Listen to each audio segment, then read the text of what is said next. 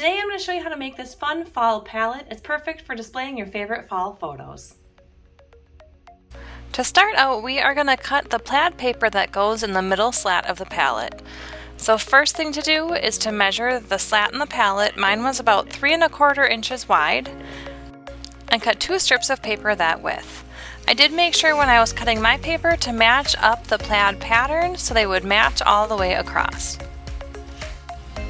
Now we are going to get ready to adhere that paper to the board. So I grabbed my 1/4 inch score tape and I put tape along the top and the bottom of that middle slat. I also put some pieces along the edges and 2 down the middle where the paper is going to meet. Once I was ready to attach the paper, I peeled up that top piece of the score tape and then I put the paper down on the board. I put it down so the 2 pieces met in the center. It doesn't need to be perfect because this is where the leaf is going to cover it up. And then I left the extra hang off of the edges. Once everything was stuck down, I grabbed my sanding block, I sanded off the extra edges, and then I also sanded at the top and the bottom in that little ridge to create a distressed look. I took my orange paper and I cut out 2 rectangles that are 4 1/4 by 6 1/4, and I made sure that the words on these were facing the correct direction. Next, we moved on to getting that center piece of the maple leaf all ready to be painted. The first thing we did was apply the vinyl to the leaf. So I made sure to rub on the top of the vinyl, peel the backing off, stick the vinyl down on the leaf, and then peel up that transfer tape. Our next step is to paint the leaf. I grabbed a deep burnt orange color and I painted over the vinyl and I covered the entire surface of the leaf as well as the edges.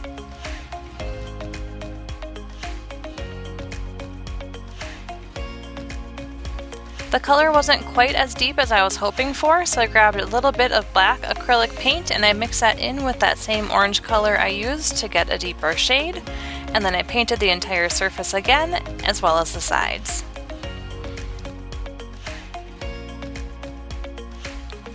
Once the paint was dry, I took an X-Acto knife and I peeled up the vinyl letters so it revealed the MDF color underneath.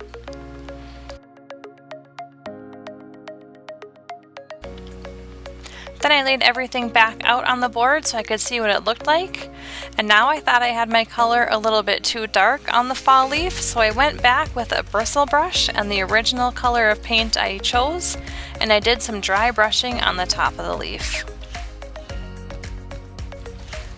Since the edges of the paper were distressed, I also decided to take a sanding block and distress the edges of the leaf. So I sanded down until I saw some of that MDF showing through.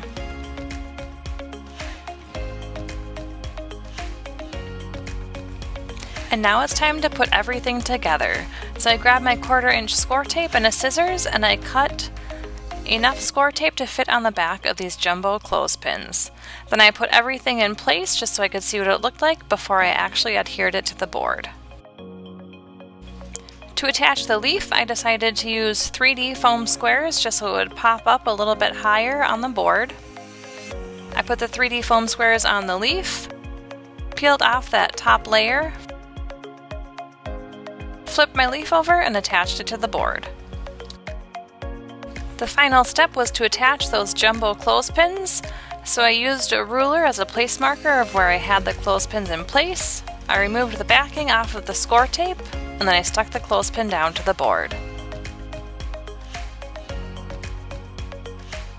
Then I inserted the picture and the matting into the clothespin, and I was ready to display my project. You can find all the supplies to make this project at craftsdirect.com and go over to the Projects tab.